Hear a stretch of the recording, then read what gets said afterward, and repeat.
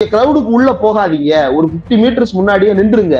ஏன்னா உள்ள ஒரு 25,000 30,000 பேர் உள்ள நிக்கிறது போல தெரியுது.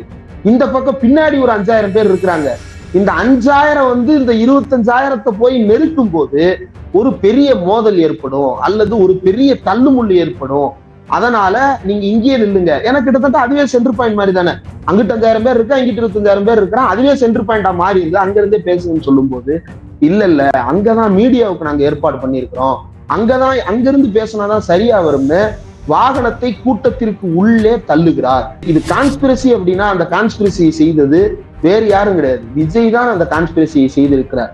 வேண்டுமென்றே 7 மணிக்கு மேல போனாதான் கூட்டம் வரும், அது வரைக்கும் மக்கள் சேரட்டும் அப்படின்னு சொல்லிட்டு மக்களை செம்ம விட்டு மக்களை வந்து கொடூரமான முறையில் பலி கொடுத்திருக்கிறார் விஜய் தன்னுடைய அரசியல் வெறிக்காக.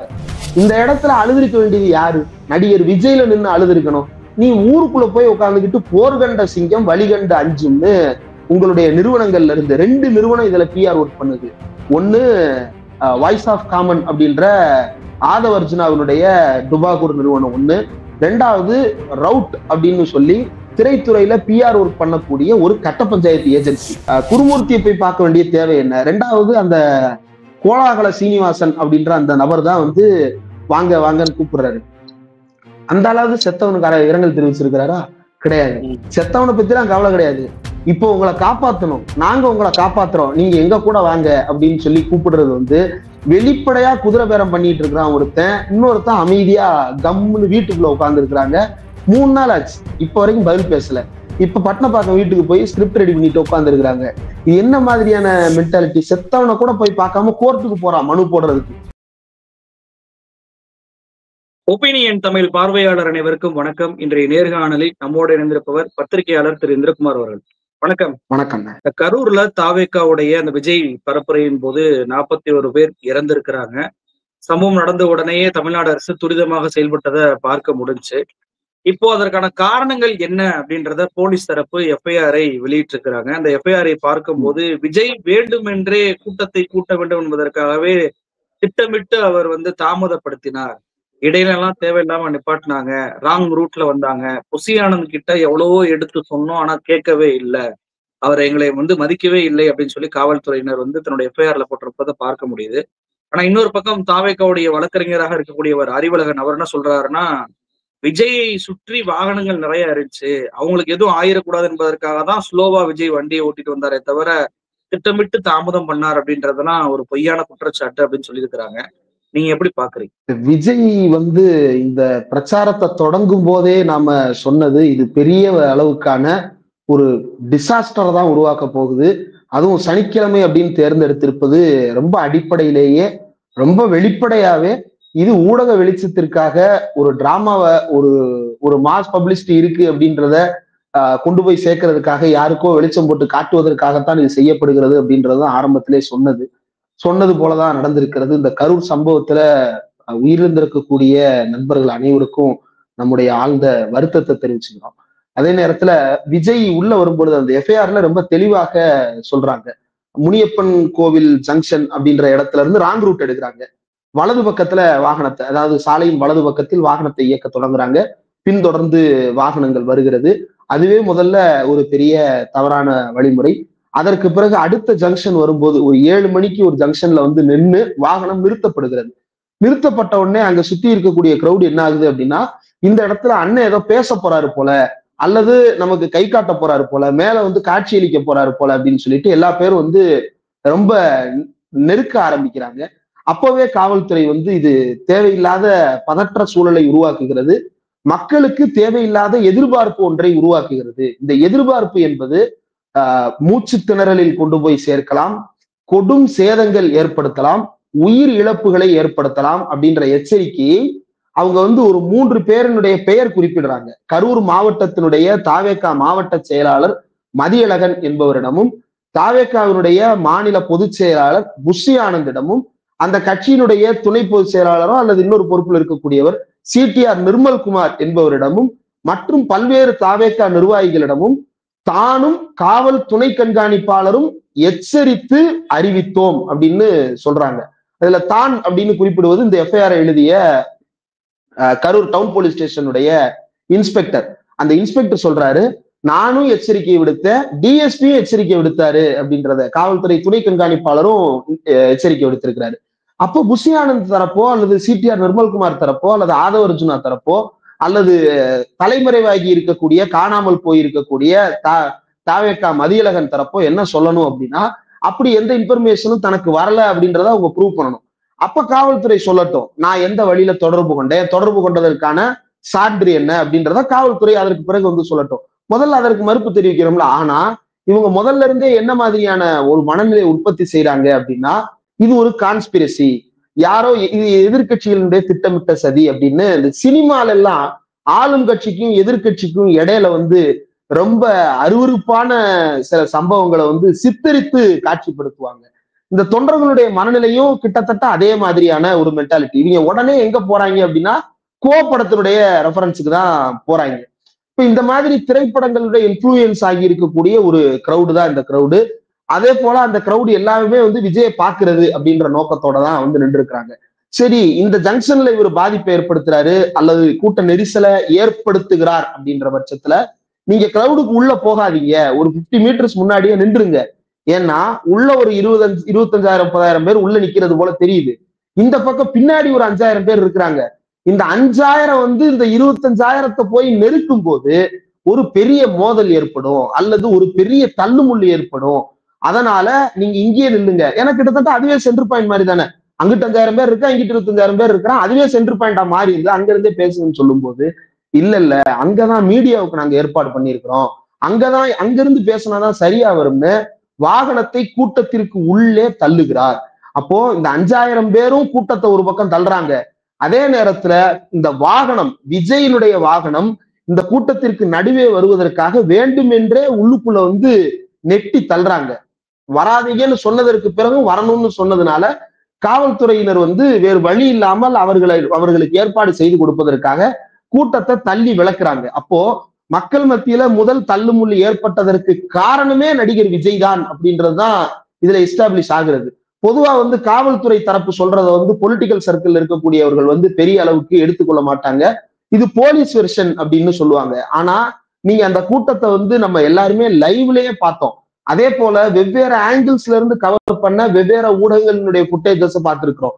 அதே போல அந்த கூட்டத்திலே இருந்த தாவேகா தொண்டர்களுடைய ஃபுட்டேஜஸ் பார்த்திருக்கிறோம். இந்த எல்லா ஃபுட்டேஜஸையும் பார்க்கும்போது காவல்துறை சொல்லுகின்ற இந்த தகவல் என்பது முற்றிலும் பொருந்தி போகிறது. இரண்டாவது, காவல்துறை ஃபீல்டுல இல்ல அப்படின்ற ஒரு தகவலை வந்து சிலர் வேண்டுமென்றே சித்தரிக்கிறார்கள். அந்த கரூர் மருத்துவமனை வாசல்ல நின்றுகிட்டே ஒருத்தர் என்ன சொல்றாரு, அதெல்லாம் உயிரிழப்புலாம் ஒண்ணும் இல்ல, பொய் சொல்றாங்க சார், போலீஸே யாரும் இல்ல சார். ஒரு அம்மா 13 வயது பையனை பறிகொடுத்து விட்டதாக சொல்லுகின்ற அம்மா, அந்த பறிகொடுத்ததை பற்றி எந்த விதமான ஒரு இதுவும் இல்லாமல் போலீஸே பார்க்கலையே நானு அப்படின்னு அவங்க சொல்றாங்க. நீங்க விஜயனுடைய வாகனத்தை பார்த்தா தெரியும். அந்த வாகனத்துக்கு கீழே நின்று கொஞ்சம் பேர் தண்ணி கேட்டாங்க. அந்த தண்ணி கேட்ட கூட்டத்துல வந்து போலீஸ் 2 பேரு தண்ணின்னு கேக்குறாங்க. இத முதல் நாள் என்ன பண்ணாங்க அப்படின்னா, சில ஊடகவியலாளர் என்கின்ற போர்வையில் திரிகின்ற தாவேகா பிரச்சாரகர்கள் போல செயல்பட்டு கொண்டிருக்கின்ற, அவங்க தாவேகா ஆதரவா இருக்கிறது நமக்கு பிரச்சனை இல்லை. ஆனா மக்கள் செத்த போதும் கூட அதை பற்றி எந்த விதமான அக்கறையும் இல்லாமல் தாவேகாவுக்கு பற்றி விஜய் பாதுகாப்பாக இருக்க வேண்டும் என்று பேசுகிறவர்கள் பற்றி நம்ம இங்க பேசிதான் ஆகணும். அவங்க என்ன சொல்றாங்கன்னா, போலீஸுக்கே தண்ணி இல்லை, அவங்க தண்ணி கேட்டாங்க அப்படின்னு சொல்றாங்க. நீங்க நல்லா பாருங்க, அந்த ஃபுட்டேஜை வந்து கொஞ்சம் ஜூம் பண்ணீங்கன்னா போலீஸ் நிக்கிற இடத்துல ஒரு சின்ன பேட்ச், அந்த இடத்துல யாருமே நிக்கல. ஒரு ரவுண்ட் ஸ்பாட் வந்து அந்த இடத்துல எம்டியா இருக்கு. காரணம் என்னன்னா, கீழே மிதிபட்டு 4 பேர் கீழே கிடக்குறான். அவனை தண்ணி தெளிக்கணும், அவனுக்கு எழுப்பணும், அவன் மயக்கத்துல இருக்கிறானா உயிர் போயிருச்சான்னு தெரியாம போலீஸ் வந்து தண்ணின்னு கேக்குது. அப்ப கூட இவர் வந்து தண்ணி அப்படி தூக்கி போடுறாரு. ஒரு ஸ்டாம்பீடை ஏற்படுத்துறதுக்கு இந்த தண்ணியை தூக்கி போடுற ஒரு நிகழ்வு போதும். போலீஸ் வந்து கீழே மயக்கடிச்சல் இருந்திருக்கிறவங்க எழுப்புறதுக்காக தண்ணி கேட்கிறாரு. இது தெரியாம 4வது வரிசையில் நிக்கிறவன் தான் குடிக்கிறதுக்கு தண்ணி வேணும்னு நிக்கிறான். அவன் அடுத்து விழுக போற ஒருத்தன் ஏற்கனவே விழுந்தவனுக்கு அந்த தண்ணி தேவையா, அவனுக்கு தண்ணி தேவையா, இதை நீ தீர்மானிக்கவே முடியாது. அப்ப என்ன ஆகும், அந்த இடத்துல ஒரு பெரிய தள்ளுமுள்ளு ஏற்படும். இப்படி கண்ணுக்கு முன்னாடி அந்த அவலம் நிகழ்ந்து கொண்டே இருந்திருக்கிறது விஜய்க்கு. ரெண்டாவது, நம்ம ட்ரோன்ல பார்க்கும்போது அது வெறும் தலைகள் போல தெரியும். ஆனா ஒரு 10 அடி உயர மேடையில நின்று பேசும்போது கீழே நடக்கிறது ரொம்ப தெளிவா அவரால் பார்க்க முடியும். அவர் அதை பற்றி எந்த விதமான அக்கறையும் இல்லாமல், தன்னுடைய மூளைக்கு அதை எடுத்து செல்லாமல் கூட்டத்தை பார்த்து மாஸ் காட்டணும்ன்ற நோக்கத்தோட பேசிக்கொண்டே இருக்கிறார். நம்மளே ஒரு பொதுக்கூட்டத்துல பேசுறோம், ஒரு மேடையில பேசுறோம், ஒண்ணும் இல்ல, ஒரு 5 அடிக்கு தான் மேடை போட்டிருப்பாங்க உயரம். அந்த 5 அடி மேடையில இருந்து பார்க்கும்போது கீழே உட்கார்ந்து இருப்பாங்க, ஒரு 100 பேர் உட்கார்ந்து இருக்கிறாங்க.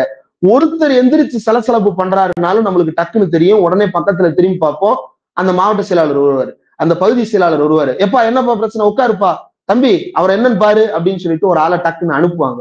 இது எதுவுமே அங்க நடக்கலையே. அப்ப முழுக்க முழுக்க இது கான்ஸ்பிரசி அப்படின்னா அந்த கான்ஸ்பிரசியை செய்தது வேறு யாரும் கிடையாது, விஜய் தான் அந்த கான்ஸ்பிரசியை செய்திருக்கிறார். வேண்டுமென்றே 7 மணிக்கு மேல போனாதான் கூட்டம் வரும், அது வரைக்கும் மக்கள் சேரட்டும் அப்படின்னு சொல்லிட்டு மக்களை செம்ம விட்டு மக்களை கொடூரமான முறையில் பலி கொடுத்திருக்கிறார் விஜய் தன்னுடைய அரசியல் வெறிக்காக. இப்போ விஜய் ஏற்கனவே அறிக்கையை வெளியிட்டிருந்தார். ஆனா விஜய்க்கு பின் அடுத்த கட்டத்தில் இருக்கக்கூடிய எந்த தலைவர்களுமே வாய் திறக்காம இருந்தாங்க. இப்ப தொடர்ச்சியாக அவர்கள் பேசுவதை பார்க்க முடியுது. சிடிஆர் நிர்மல்குமார் அவர் என்ன கேட்கிறாருன்னா, இது ஒரு விசாரணை அமைக்கணும், இதுல ஏதோ சதி இருக்கிறது அப்படின்னு சொல்லி அவர் சொல்வதை பார்க்க முடியுது. ஆதவ் அர்ஜுனா ஒரு மனுவையே உயர்நீதிமன்றத்துல தாக்கல் பண்ணியிருக்கிறார். அது எப்படி முன்கூட்டியே மருத்துவமனை தயார் நிலையில் இருந்துச்சு, இப்போ உள்ள இருக்கக்கூடிய ஒரு கட்சி, அந்த ஒரு ஆளுங்கட்சியுடைய ஒரு மாவட்ட செயலருக்கு இது தொடர்பு இருக்கிறது, தர்மம் மறுபடியும் வெல்லும் அப்படின்றலாம் ஒரு பதிவுப்படுவதை பார்க்க முடியுது. நேற்றைக்கு அவர்களுடைய நிர்வாகிகள், தாவேர்காவுடைய நிர்வாகிகள் ஆடிட்டர் குருமூர்த்தியை சந்தித்ததாகவும் தகவல் மீடியாக்கள் வெளியாவதை பார்க்க முடியுது. இது எப்படி புரிந்து கொள்வது நடக்கக்கூடிய சம்பவத்தை? இவங்க சொல்ற எல்லா தகவலையுமே எடுத்து பாருங்களேன். சிடிஆர் நிர்மல்குமாரோ அல்லது ஆதவ் அர்ஜுனா தரப்போ முதல்ல சொல்லக்கூடிய தகவல் அங்க கல்வீச்சு நடைபெற்றது அப்படின்னு. அப்படி ஒரு கல்வீச்சு நடந்ததாக யாருமே அங்க பார்க்கவே முடியல. கல்லை எடுக்கணும்னா குனியணும், குனிஞ்சாதான் கீழே கல் எடுக்க முடியும். குனியறதுக்கு இடம் இருந்திருந்தா அந்த இடத்துல தள்ளுமுள்ளே நடந்திருக்காது, மக்கள் இறந்திருக்கவே மாட்டாங்க.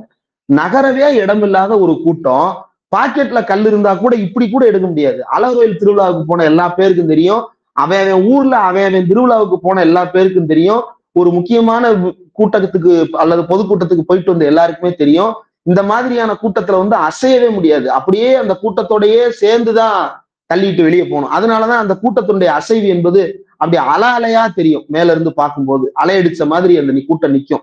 ஏன்னா எல்லாரும் சேர்ந்தா மட்டும்தான் அது வெளியவே போக முடியும். வெளியே போகும்போது வெடித்துதான் வெளியே தள்ளணுமே தவிர நீங்க நகர்ந்தெல்லாம் போகவே முடியாது. நகரவே நம்மள இடத்துல யாரு கல்லவுட்டு அடிப்பா? சரி, அப்படியே கல்லவுட்டு எடுத்திருந்தாலும் கீழே நூத்துக்கணக்கான தாவேகா காரர்கள் வீடியோ ரெக்கார்ட் பண்ணியிருக்கிறாங்க. எதுலையுமே கல்லவுட்டு எரிஞ்ச ஃபுட்டேஜ் கிடையாது. லைவ் தாவேகாவினுடைய லைவை வாங்கி டெலிகாஸ்ட் பண்ண ஊடகங்களும் இருக்கின்றன, தாங்களே நேரடியாக அந்த நேரலையை கவர் பண்ண ஊடகங்களும் இருக்கிறாங்க, அந்த மாவட்ட பத்திரிகையாளர்கள் இருக்கிறாங்க. யாருமே சொல்லாத ஒரு தகவலை அந்த கூட்டத்திற்கு சம்பந்தமே இல்லாத சிடிஆர் நிர்மல்குமார் சொல்லுறாரு அப்படின்னா இதுதான் சந்தேகத்தை ஏற்படுத்துது. 2வது, மருத்துவமனை எப்படி ரெடியா இருக்கும்னு ஊர்ல திருவிழா நடத்துற எல்லாருக்கும் நல்லா தெரியும். நீங்க ஒரு மாரியம்மன் கோயில் திருவிழால கூழு ஊத்துறீங்கன்னா கூட பெட்டிஷன் யார்கிட்ட கொடுப்பீங்க? போலீஸ் ஸ்டேஷன்ல. அனுமதி வாங்கியதற்கு பிறகு அவங்களுக்கு நன்றி தெரிவிச்சுட்டு இன்விடேஷன் கொடுத்துட்டு அதே இன்விடேஷன் எடுத்துக்கிட்டு தீயணைப்பு நிலையத்துக்கு போவாங்க, இன்னொரு இன்விடேஷன் எடுத்துக்கிட்டு மருத்துவமனைக்கு போவாங்க. எதுக்குன்னா இந்த மாதிரி திருவிழா நடக்குது, ஏதாவது ஒண்ணு நடந்துருச்சுன்னா உடனடியா எங்களுக்கு சப்போர்ட்டுக்கு ரெடியா இருங்க சார் அப்படின்னு சொல்லிட்டு அவங்களுக்கும் அறிவிச்சுட்டு நீங்களும் திருவிழால கலந்துங்க சார் அப்படின்னு கூப்பிட்டுட்டு வருவாங்க. இது சாதாரணமா தெருவில் இருக்கக்கூடிய ஒரு தெருவுல சின்ன பங்கன் நடத்தின எல்லாருக்குமே தெரியும். நம்ம ஒரு விஷயம் நடக்குதுன்னா பக்கத்துல எல்லா டிபார்ட்மெண்ட்டும் எந்த அளவுக்கு அலர்ட்டா இருப்பாங்கன்றது. கரூர்ல இருக்கக்கூடிய மருத்துவமனை அப்படின்றது ரொம்ப முக்கிய பெரிய மருத்துவமனை. அந்த மருத்துவமனையில ஆள் இல்லைன்னாதான பிரச்சனையா இருந்திருக்கணும். ஆள் இருந்தது எப்படி பிரச்சனையா இருக்க முடியும்? 2வது, இப்படி ஒரு சம்பவம் நடக்குது அப்படின்னோடனே அப்பயே லைவ்லயே சொல்றாங்களே, ஊடகங்களே சொல்றாங்களே, விஜய்க்கு ஆதரவாக இருக்கக்கூடிய ஊடகங்களே சொல்றாங்களே, உடனடியாக பக்கத்து மாவட்டத்தில் இருக்கக்கூடிய மருத்துவமனைகளில் இருந்து நீ மட்டும்தான் உன் கூட்டத்துக்கு பக்கத்து மாவட்டத்துல இருந்து ஆள் கூட்டிட்டு வருவியா?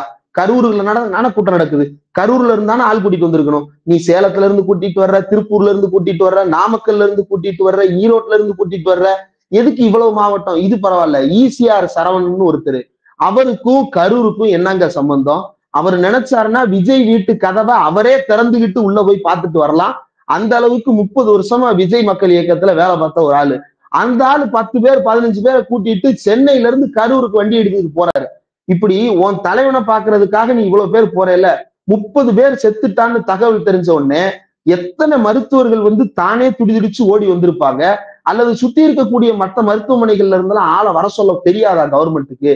அப்ப அப்படி நிக்கிறாங்க அப்படின்னா அந்த மருத்துவர்களுடைய சேவையை எவ்வளவு இழிவுபடுத்தி பேசுறாங்க. அதே போல அந்த செவிலியர்கள், போலீஸ் எத்தனை பேருக்கு சிபிஆர் பண்ணாங்க தெரியுமா? கீழே விழுந்து கிடக்கும். அங்கேயே வந்து போலீஸுக்கு வந்து அதை பற்றிலாம் ட்ரைனிங் இருக்குமே தவிர பிராக்டிஸ் இருக்காது.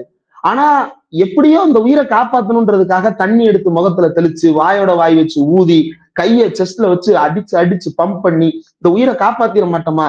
இன்னொன்னு போலீஸ் இல்லைன்றாங்களே, இருக்கிற மருத்துவரை ஏன் இருக்குன்னு கேக்குறாங்க, இருக்கிற காவல்துறையை ஏன் இல்லைன்னு கேக்குறாங்க. அப்போ இவங்களுடைய நோக்கம் என்பது பொய்களை சித்தரிப்பது மட்டும்தான், கட்டுக்கதைகளை கட்டவிழ்த்து விடுவது மட்டும்தான். எப்பயுமே கான்ஸ்பிரசிஸ் மேல மக்களுக்கு ஒரு அதீத ஆர்வம் இருக்கும்.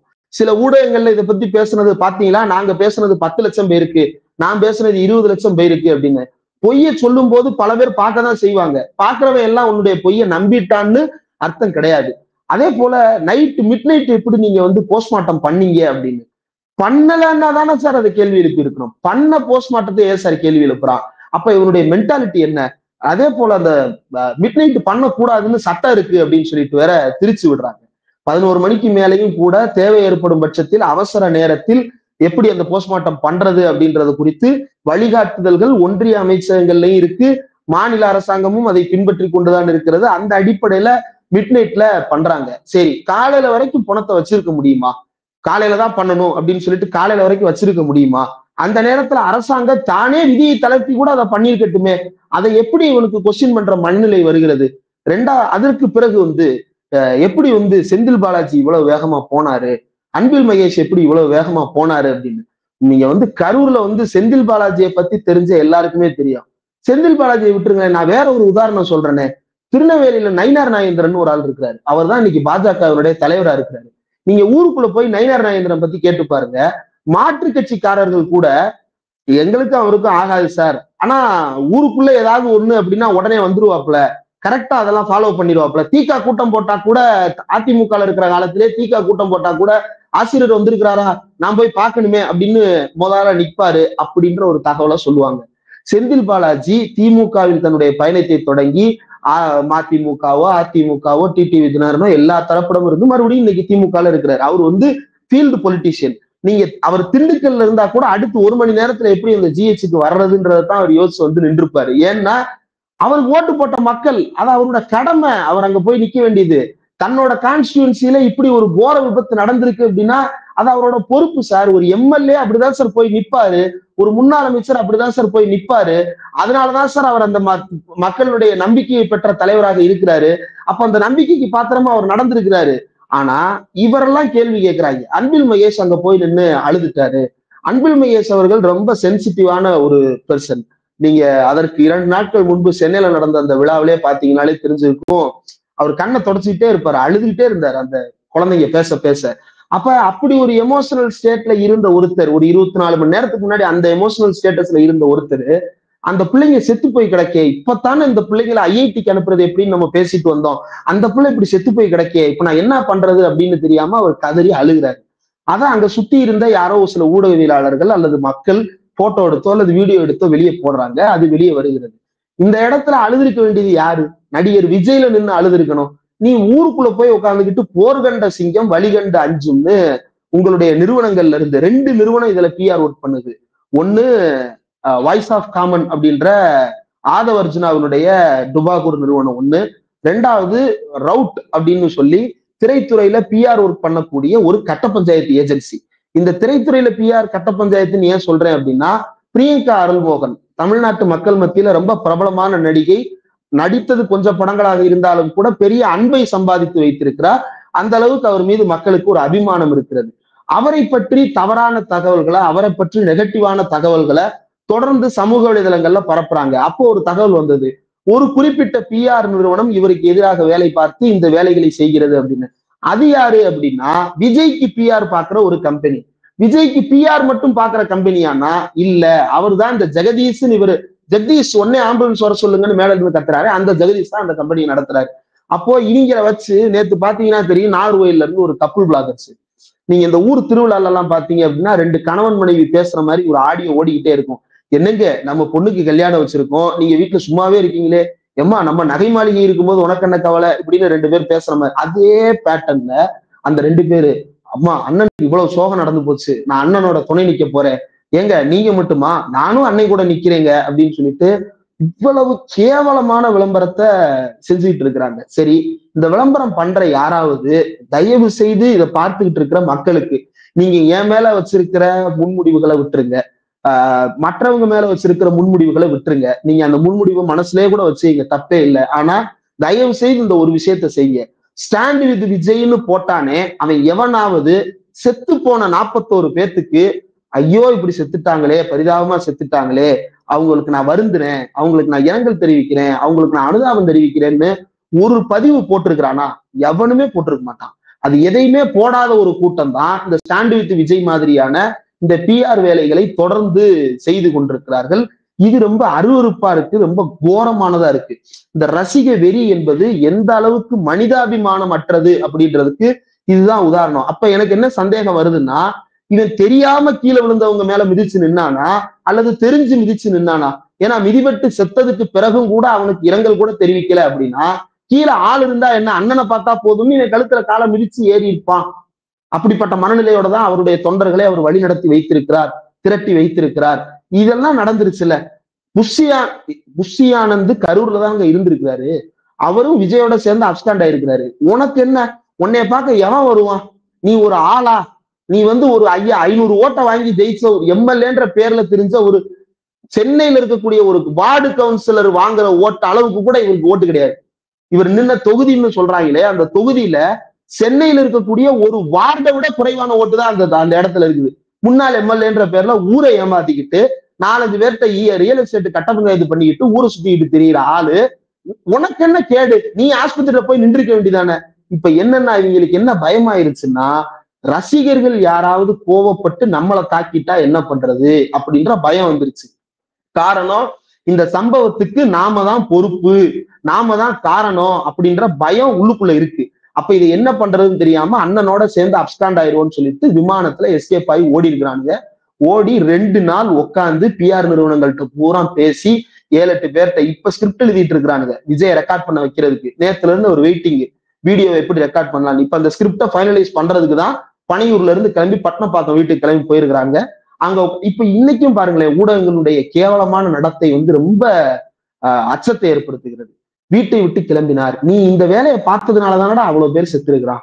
வீட்டை விட்டு கிளம்பிட்டாருன்றதுல இருந்து அவர் வந்துகிட்டு இருக்கிறார். அவர் வாட்டுக்கு வந்துட்டு போட்டுமே, உனக்கு என்ன பிரச்சனை கேட்டா டிஆர்பி இப்படி டிஆர்பின்ற வெறிக்காக மக்களை பூரா தூண்டி விட்டு இவ்வளவு பேர் இன்னைக்கு செத்துருக்கிறாங்க. அதுக்கப்புறமும் வீட்டை விட்டு கிளம்பினார் விஜய். அப்போ தமிழ்நாட்டில் இருக்கக்கூடிய ஊடகங்கள் பொறுப்பான ஊடகம்னு நாம சொல்றோம். பல நேரங்கள்ல பொறுப்பா தான் நடந்திருக்குது. ஆனா இது போன்ற நிகழ்வுகள்ல சமீபத்துல கூட ஒரு சேனல் சமூக வலைதளங்கள்ல ரொம்ப ட்ராலுக்குள்ளான சேனல், நாங்க இனிமேல் கேத வீடுகள்ல போய் கவர் பண்ண மாட்டோம் அப்படின்னு அறிவிச்சிருக்கிறான். அவனுக்கே அறிவு வந்திருக்கே. அப்ப மத்தவங்களுக்கு கொஞ்சம் யோசிங்க. இது ஒரு எடிட்டோரியல் டிசிஷனா எடுங்க. இப்படி ஒரு சம்பவம் நடந்ததற்கு பிறகு நமக்கும் பொறுப்பு இருக்குல்ல. நாம இப்படி ஊதி பெரிதாக்க தேவையில்லை. என்ன கம்யூனிஸ்ட் கட்சி கூட்டத்தையாவது இப்படி ஃபுல் டே காட்டியிருப்பானா? CPM-னுடைய மாநில மாநாடு அல்ல, தேசிய மாநாடு நடந்தது. அதை இப்படி ஃபுல் டே காட்டினானா? திமுக ஒரு 3 நாள் மாநாடு நடத்தினா 3 நாள் இப்படி ஃபுல்லா காட்டுவாயில. ஸ்டாலின் பேச்சு மட்டும்தான் லைவ்ல வரும், உதயநிதி பேசுறது கூட வராது. ஆனா இவருக்கு காலையில இருந்து சாயங்காலம் வரைக்கும், மறுநாள் முடிகிற வரைக்கும் லைவ். இப்ப தொண்டர்கள் இவ்வளவுதான் லைவ் காட்டுறாங்கல்ல, இந்த லைவ்லயாவது பார்த்துட்டு வீட்டுல உட்கார வேண்டியதானே? அவங்க உட்கார முடியாது. ஏன்னா அவங்க ரசிக வெறியால் தூண்டி விடப்பட்டவர்கள். இப்ப இதுல ஆதவ அர்ஜுனாவோ அல்லது புஷி ஆனந்தோ CTR நிர்மல்குமாரோ இந்த அளவுக்கு மோசமான கோமாளிகள் தமிழ்நாட்டு அரசியல்ல இருந்ததே கிடையாது. ஒரு கூட்டத்தை ஆர்கனைஸ் பண்ணணும் அப்படின்னா மாவட்ட செயலாளருடைய கமாண்ட் இருந்தா மட்டும்தான் கீழே இருக்கக்கூடிய தொண்டர்கள் அடங்குவாங்க. அந்த கமாண்ட் அங்க ஆளை காணோம். பொதுச் செயலாளர்னு ஒரு ஆள் இருக்கியே, எப்பா அமைதியா இருப்பா, எல்லாம் சும்மா இருப்பா, மேல ஏறி கூட நின்று பேசுறதுக்கு என்ன? உங்க அண்ணனால கத்த முடியாது, அவர் இதை கத்தவும் விரும்பல. நீங்க பழைய திமுக கூட்டங்கள்ல பாத்தீங்கன்னா ஒரு கூட்டத்துல ஸ்டாலின் பேசிட்டு இருக்கும்போது எதிரில இருந்த மரத்து மேல ஒரு ஆள் ஏறிடுவாரு. நீ இறங்கு, முதல்ல தம்பி இறங்குப்பா. அவர் கீழே இறங்கி போற வரைக்கும் பேச மாட்டார், இறங்க சொல்லிக்கிட்டே இருப்பாரு.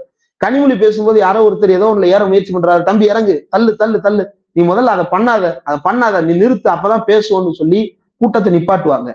நீ சொன்னா கேட்பான்ல, நீ கூப்பிட்டன்றதுனால வந்தான், அப்ப நீ சொல்ல வேண்டியதானே, எல்லாம் விலகுங்க, ரொம்ப நெரிசலா இருக்கு, கொஞ்சம் அப்படியே பின்னாடி தள்ளி போங்க, நிக்கிற இடத்துல இருந்து 2 அடி பின்னாடி தள்ளுங்க, கொஞ்சம் கேப் விடுங்க, அதுக்கப்புறம் நான் பேசுறேன், கீழே இறங்கி உங்களை எல்லார்ட்டையும் கை கொடுத்துட்டு போறேன் அப்படின்னு சொல்லி அவங்களை அமைதிப்படுத்துவதற்கு தெரியல அப்படின்னா நீ எப்படி தலைவனா இருக்க முடியும்? இன்னொன்னு, சிஎம் ஆகிற கனவு காண்றாங்க. ஒரு கட்சி தலைவரா இருந்து கட்சி தொண்டர்கள் சாவுக்கே நேர்ல வராத ஒருத்தன் நாளைக்கு சிஎம்ஆ மாறினதுக்கு பிறகு கொரோனா மாதிரியான ஒரு நோய் தொற்று வந்தாலோ, சுனாமி மாதிரியான ஒரு பேரழிவு வந்தாலோ, ஒக்கி புயல் மாதிரியான ஒரு கொடுமைகள் நடந்தாலோ ஹெலிகாப்டர்ல கூட வந்து வேடிக்கை பார்க்க வரமாட்டான். வீட்டுல சொகுசா படுத்து தூங்கிட்டு 3 நாள் கழிச்சு இது இயற்கை செய்த சதி, இது வந்து யாரோ வந்து வானநிலையில் மாற்றத்தை ஏற்படுத்தி விட்டார்கள்னு அறிக்கை எழுதுவானே தவிர மக்களை பார்க்க வரமாட்டான். அப்ப இததான் நம்ம மக்கள் புரிஞ்சுக்கணும். இப்படி ஒரு கும்பல் மனநிலை எங்கெல்லாம் வளர்ந்திருக்கோ அந்த எல்லா இடத்திலையும் பிஜேபி எதிர்காலத்தில் அதிகாரத்தை கைப்பற்றி இருக்கிறது. எங்கெல்லாம் கும்பல் முளைத்ததோ. கேள்வி வருது என்னன்னா, இப்போ சிபிஐ விசாரணை வேண்டும் அப்படின்ற ஒரு மைய புள்ளிக்கு வர்றாங்க எல்லாருமே. சிபிஐ கேட்பது எதற்காக அப்படின்றது இதற்கு முன்னே நம்ம பல விஷயங்களை பார்த்திருப்போம். பிஜேபி எந்த விஷயத்தெல்லாம் வந்து கையில் எடுக்கணும், தமிழ்நாடு அரசு கிட்ட இருந்து உண்மை வெளியேறக்கூடாதுன்னு சொல்லி எதெல்லாம் எடுக்கணும்னு நினைக்கிறாங்களோ அதெல்லாம் சிபிஐ கிட்ட மாறி இருப்பதை பார்த்திருக்கோம், கோரிக்கை வச்சிருப்பதை பார்த்திருப்போம். அண்ணாமலை வந்து தஞ்சை மாணவி வழக்குல இருந்து நிறைய விஷயங்கள் இப்படிதான் நடந்துச்சு. இப்ப இந்த சிபிஐ வேண்டும் என்று ஒரு பக்கம் கேட்டுக்கொண்டு இன்னொரு பக்கம் குருமூர்த்தி அவர்களை போய் சந்திப்பது, இன்னொரு பக்கம் ஊடகவியலாளர் போர்வையில நேற்றைக்கு ஒருத்தர் ஒரு வீடியோவே வெளியிட்டிருக்கிறார். நீங்க வந்து உடனடியாக என்டிஏல வந்து சேருங்க, என்டிஏ உங்களை காப்பாற்றும் விஜய அப்படின்னு சொல்லி அவர் வெளிப்படையாகவே வீடியோல பேசுவதை பார்க்க முடியுது. அப்ப பிஜேபியை நோக்கி விஜய் போகிறாரா அல்லது விஜயை இந்த விஷயத்தை வைத்து பாஜக கையில் எடுக்க நினைக்கிறதா? எப்படி பார்க்கிறது? விஜய் வந்து பாஜகவிடமிருந்து ரொம்ப விலகி இருப்பது போலவும் இதனால் அவர் உள்ள போவாருன்றது போலவும்லாம் இல்ல. இவங்களுடைய அடிப்படை ஒண்ணுதான், மாப உருவாக்குறது தான் இந்த 2 பேருடைய நோக்கமுமே. இவங்க 2 தனித்தனி, பாஜக தனி விஜய் தனின்னு வச்சுக்கிட்டாலும் 2 பேருடைய நோக்கம் ஒண்ணு, என்னது? மாபு தான் வேணும். அவனுக்கு வந்து அரசியல் படுத்தப்பட்ட கிரௌடு தேவையில்லை. அரசியல் படுத்தப்பட்ட கிரௌடு வந்து சரியான முடிவுகளை எடுத்துரும். அதனால அரசியல் இல்லாத தரிசனம் பார்ப்பதற்காக அப்படின்றதுக்காக மட்டுமே வருகின்ற ஒரு கூட்டம் தேவை. நீங்க பிஜேபியினுடைய மோடி வருகின்ற கூட்டத்தை பாருங்க, மோடியை பாக்குறது அப்படின்னு தான் சொல்லுவானே தவிர திமுகவினுடைய இதற்கு எதிராக அல்லது அதற்கு எதிராக அப்படிலாம் அவனு சொல்லவே மாட்டான். அவன் வந்து அதை ஒரு கல்ட்டாவே தான் மாத்திக்கிட்டே இருப்பான். விஜய் கூட்டமும் அப்படிதான் வளர்ந்துருக்குது. அப்போ 2க்கும் காமனாலிட்டி இருக்கு. அதே போல இது போன்ற கிரௌடுகளை வந்து பயன்படுத்தி கொள்வதில் பிஜேபி வந்து ரொம்ப ஜகஜால கில்லாடி. பீகார்ல வந்து ரன்வீர் சேனான்னு ஒரு கூட்டம் நில உடைமையாளர்களால் உருவாக்கப்பட்டது. அங்க இருக்கக்கூடிய தலித் மக்களுக்கு எதிரான கொடூரமான வன்முறைகளை ஏவி அந்த மக்களுக்கு பெரிய ஒடுக்குமுறையை நிகழ்த்தியது. அவன் எங்க வந்து நின்னான்னா பிஜேபியோட வந்து நின்னான். அதே போல பவன் கல்யாணுடைய என்ன சேனா, என்னமோ ஒரு சேனா, அவன் ஒரு சேனா வச்சிருக்கான். அந்த ஜனசேனா அந்த ஜனசேனான்ற கட்சி வந்து என்ன ஆகுது அப்படின்னா, ஆரம்பத்துல வந்து பீஃப் சாப்பிடணும்னா வாட்ஸா பூச்சான்னா எல்லாம் பண்ணா கடைசியில லட்டுல வந்து நெய்க்கு பதிலா வேற என்னத்தையோ கலக்குறாங்கன்னு போய் புளிக்கி மொத்த கரோடையும் பிஜேபி கரோடா கொண்டு போய் நிப்பாட்டிட்டா. அடுத்த தடவை சந்திரபாபு நாயுடு சிஎம் கிடையாது, அடுத்த தடவை பிஜேபி நேரடியா ஆட்சிக்கு வந்துடும். இதே மாதிரியான மாப் மென்டாலிட்டியை தான் வந்து முஸ்லிம்களுக்கு எதிராக கர்நாடகாவில் திரட்டி அங்க வந்து பிஜேபி ரூட் எடுத்து வச்சிருக்குது. மகாராஷ்டிராலையாவது அவனுடைய சொந்த கிரௌடா கிடையாது, சிவசேனா கிரௌடு தான். சிவசேனா உருவாக்குன மாப அவன் பயன்படுத்திக்கிட்டான். உத்தரப்பிரதேசத்துல அவனுடைய நேரடி மாபு, குஜராத்ல அவனுடைய நேரடி மாபு, நான் ஹிந்தி ஏரியாஸ் பீகாரில் தொடங்கி வேறு எந்த இடமா இருந்தாலும் அவனுடைய வாடகை மாப், ரெண்டட் மாப், வாடகை கும்பல், இந்த கும்பல் உருவாக்குறத அவன் பயன்படுத்திப்பான். அப்ப விஜய் வந்து அப்படி ஒரு கும்பலை உருவாக்கிட்டார் அப்படின்றது நன்றாக தெரிந்ததற்கு பிறகு நாம் இவர்களை கையில் எடுக்க வேண்டிய நேரம் வந்து விட்டது அப்படின்னு சொல்லிட்டு அண்ணாமலை வந்து விஜயை ஆதரித்து பேசுவதா இருக்கட்டும் அல்லது தமிழ்நாடு அரசுக்கு எதிராக பேசுவதா இருக்கட்டும், இது மக்கள் மீதான அக்கறைகள் அல்ல. இந்த மாப எப்படியாவது தனக்கு பயன்படுத்தி கொள்வதற்காக எப்படினாலும் இந்த மாப் அங்கதான் போய் நிக்க போகுது. விஜய் வந்து எதிர்காலத்தில் எங்க போறாருன்றது அங்கதான் போய் நிக்க போறாரு. விஜய் வந்து என்னன்னா ஒரு தரிசனத்திற்குரிய மனிதர். அந்த தரிசனம் தரக்கூடிய அந்த கடவுள் வந்து எங்க நின்னாலும் இந்த கூட்டம் வந்து ஆஹா சாமி நிக்குது அப்படின்னு சொல்லிட்டு ஆஹா ஓஹோ போடக்கூடிய ஒரு கூட்டமாக உருவாக்கி வைத்திருக்கிறாருன்னு தெரிஞ்ச உடனே இதை பயன்படுத்துவது. 2வது, விஜய் மொட்டை அடிச்சு மொத்தமா லைனுக்குள்ள எடுக்கிறது அப்படின்றது வந்து இது வந்து ஈஸி வேவா மாறிடுச்சு. விஜயே கன்வின்ஸ் ஆகுறதுக்கு ஈஸி வேவா மாறிடுச்சு. குருமூர்த்தியை சந்திக்கிறார் அப்படின்ற அந்த தகவலே யார் வெளியிடுறா? புதிய தலைமுறை வெளியிடுது. எந்த புதிய தலைமுறை? அவங்களுடைய பழைய நியூஸ்களை எல்லாம் போய் பார்த்தா அவங்க யாருக்காக செய்தி வெளியிட்டு இருக்காங்கன்றது வெட்ட வெளிப்படையாக தெரியக்கூடிய ஒரு விஷயம்தான். அந்த கூட்டத்துல மக்கள் செத்து கிடந்த போது கூட சதின்னு ஒரு பார்வை வந்த உடனே மொத்த இதையும் அங்க திருப்பிட்டாங்க. செத்தவன் பக்கம் போல சதி கோட்பாட்டின் பக்கம் பேச ஆரம்பிச்சிட்டாங்க. அப்படி போய்கிட்டு இருக்குது அந்த சேனலுடைய நிலவரம். அதுல சொல்றாங்க குருமூர்த்தியை போய் பார்த்திருக்கிறாங்க அப்படின்னு. இப்படி ஒரு தகவல் வெளியே பரவுறதே எவ்வளவு அயோக்கியத்தனமானதா மாறுது. குருமூர்த்தியை போய் பார்க்க வேண்டிய தேவை என்ன? ரெண்டாவது அந்த கோலாகல சீனிவாசன் அப்படின்ற அந்த நபர் தான் வந்து வாங்க வாங்கன்னு கூப்பிடுறாரு. அந்த அளவுக்கு செத்தவனுக்கு இரங்கல் தெரிவிச்சிருக்கிறாரா? கிடையாது. செத்தவனை பத்தி எல்லாம் கவலை கிடையாது. இப்போ உங்களை காப்பாத்தணும், நாங்க உங்களை காப்பாத்துறோம், நீங்க எங்க கூட வாங்க அப்படின்னு சொல்லி கூப்பிடுறது வந்து வெளிப்படையா குதிரை பேரம் பண்ணிட்டு இருக்கிறான் ஒருத்தன். இன்னொருத்தன் அமைதியா கம்முன்னு வீட்டுக்குள்ள உட்கார்ந்து இருக்கிறாங்க. 3 நாள் ஆச்சு, இப்ப வரைக்கும் பதில் பேசல. இப்ப பட்டணப்பாக்கம் வீட்டுக்கு போய் ஸ்கிரிப்ட் ரெடி பண்ணிட்டு உட்கார்ந்து இருக்கிறாங்க. இது என்ன மாதிரியான மென்டாலிட்டி? செத்தவனை கூட போய் பார்க்காம கோர்ட்டுக்கு போறான் மனு போடுறதுக்கு. சாவு வீட்டுக்கு போல, கோர்ட்டுக்கு போயிட்டான். பணத்தை புதைக்கட்டும்டா. அது எத்தனை பேர்? அடுத்து மனித உரிமை ஆணையத்துக்கு வேற. மனித உரிமை ஆணையத்துக்கு பாருங்க, கரெக்டா 40 பேர்கிட்ட இருந்து பெட்டிஷன் வாங்கிட்டு போயிருக்கான். 40 பேர் செத்ததுனால 40 பேர்கிட்ட இருந்து பெட்டிஷன் வாங்கிட்டு போய் நின்று இருக்கிறான். இப்படி சாவுல கணக்கு பார்த்து சாவை எப்படியாவது சதி கோட்பாடா மாத்தி அதுல அரசியல் லாபம் கிடைக்குமா? இப்பயும் பாருங்க, சாவில் அரசியல் செய்வது திமுக கிடையாது. ஸ்டாலின் வீடியோ போடுறாரு, இதுல அரசியல் பண்ணாதீங்கயா, இதுல காழ்ப்புணர்ச்சிக்கு இடமே கிடையாது, செத்தது நம்ம மக்கள், உங்கள் சார்பாக நான் போய் நிக்கிறேன் அப்படின்னு சொல்லிட்டு ஸ்டாலின் வீடியோ போடுறாரு. இவனுங்க வந்து ஸ்டாலினுக்கு எதிராக சதி கோட்பாட்டு எழுதுவதற்காக அங்க எவ்வளவு கொடூரமா மாறிட்டாங்கன்னா, அழுது அழுது ஒரு லேடி மயக்கம் போட்டு விழுந்துட்டாங்க.